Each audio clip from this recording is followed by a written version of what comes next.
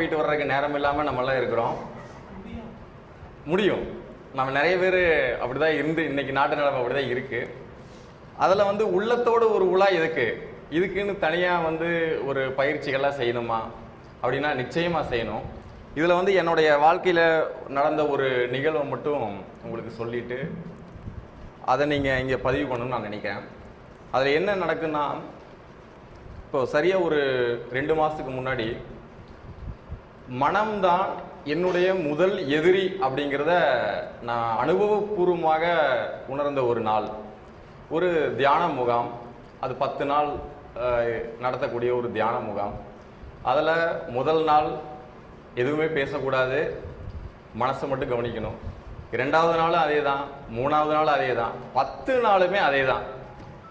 அப்போ முதல் நாள் நடந்துச்சு, 2வது நாள் நடந்துச்சு, 3வது நாள் என்னுடைய மனம் எனக்கு மிகவும் எதிரி அப்படிங்கிறத நான் பார்த்த ஒரு நாள். எதுக்காகன்னு கேட்டிங்கன்னா, நான் அமைதியாக உட்காந்துட்டு இருக்கோம். என்னோடய மனம் என்ன கேள்வி கேட்குது, எதுக்காக நீங்கள் உட்காந்துருக்க, உனக்கு பிஸ்னஸ் இருக்குது, ஆன்லைனில் நிறையா கிளைண்ட்ஸ் இருக்காங்க, சேனல்ஸ் நிறைய இருக்குது, நீ இங்கே அமைதியாக உட்காந்துட்ருக்கியே, ஏன் உட்காந்துட்ருக்க அப்படின்னு என்னையவே ஒரு கேள்வி கேட்குது. இல்லை நான் என்ன அமைதியாக இருக்கணும் அப்படிங்கிறதுக்காக கொடுத்த பயிற்சி என்னன்னா, மனது இல்லை என்னவெல்லாம் என்ன ஓடுதோ அதை பொறுமையாக உட்காந்து கவனிக்க வேண்டிய ஒரு பயிற்சி. என்னவெல்லாம் ஓடுதோ அதை கவனிங்க, அதுக்கு ஆப்போசிட்டாக நிறுத்த வேணாம், அது கூடவே ட்ராவல் பண்ணிட வேண்டாம் அப்படிங்கிற மாதிரி ஒரு பயிற்சி. ஸோ அதில் பார்த்தீங்கன்னா எனக்கு ஆப்போசிட்டாக அது ரியாக்ட் பண்ணுது. இல்லை நீ இங்கிருந்து எந்திரிச்சு போயிரு, 3வது நாள் இந்த பயிற்சியினோட இப்போவே முடிச்சிரு நீ, இல்லை வெளியே விட மாட்டாங்க அப்படின்னு ஒரு கண்டிஷன் இருக்குது.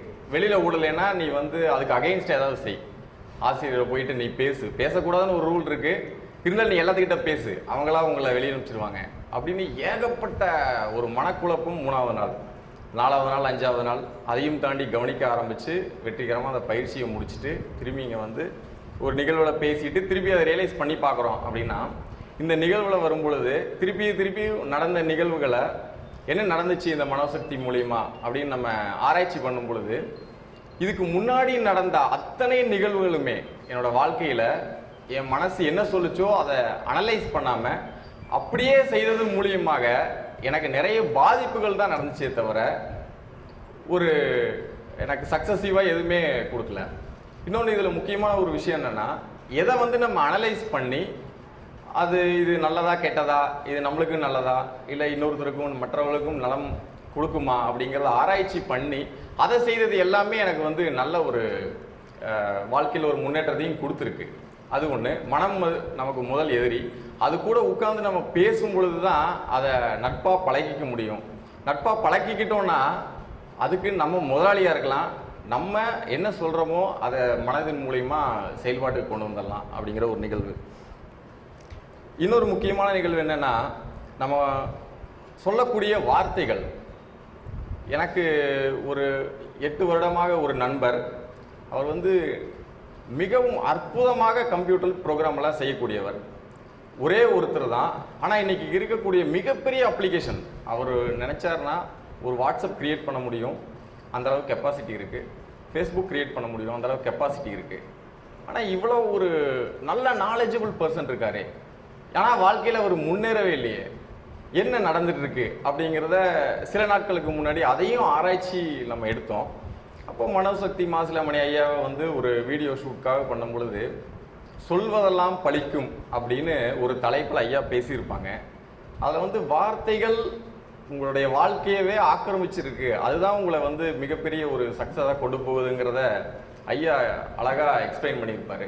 சரி, அது உண்மையா அப்படிங்கிறத ஒரு சில ஆராய்ச்சிகள் அதை மேற்கொண்டு பார்த்தா, என்னுடைய நண்பர், அந்த 8 வருஷம் என்னுடைய க்ளோஸ் ஃப்ரெண்டு, அவர் சொல்லக்கூடிய வார்த்தைகள், அதிகமாக சொல்லக்கூடிய வார்த்தைகள் 2 தான். என்ன அப்படின்னு பார்த்தீங்கன்னா, அவர் ஃபோனில் பேசும் பொழுதும் சரி, நேரில் பேசும் பொழுதும் நோ இஷ்யூஸ் நோ ப்ராப்ளம் அப்படிங்கிற 2 வார்த்தையை அடிக்கடி யூஸ் பண்ணிகிட்டே இருக்காரு. இது இங்கே போனதுக்கப்புறம் ஐயாவோட ஸ்பீச்சை கேட்டதுக்கப்புறம் அவர் ஆராய்ச்சி பண்ணி நான் சொல்லும் பொழுது, நீங்கள் இந்த 2 வார்த்தையை மட்டும் தவிர்த்துருங்க, சக்ஸஸ் நடக்கும். இல்லாட்டி வாழ்க வளமுடன் அந்த மாதிரி ஏதாவது சொல்லிடுங்க. எப்போ பார்த்தாலும் ஃபோன் பண்ணாலே நோ ப்ராப்ளங்க, நோ இஷ்யூஸுங்க, அந்த 2 வார்த்தைகள்னால அவருக்கு இஷ்யூஸும் ப்ராப்ளமும் அவரை சுற்றியும் பயங்கரமான ஒரு நெகட்டிவ் எனர்ஜி கிரியேட் ஆனதை நம்ம இத்தனை நாளாக பார்த்தோம். அதுக்கப்புறம் இதை அவர்கிட்ட சொல்லும் பொழுதும் ஐயாவோட ஸ்பீச்சை அவருக்கு வாட்ஸ்அப்பில் அனுப்பிச்ச பொழுதும் இப்போ ஒரு 15-20 நாள் அவருக்கு என்ன நடந்திருக்குன்னு கேட்டிங்கன்னா, மிகப்பெரிய ஆர்டர்.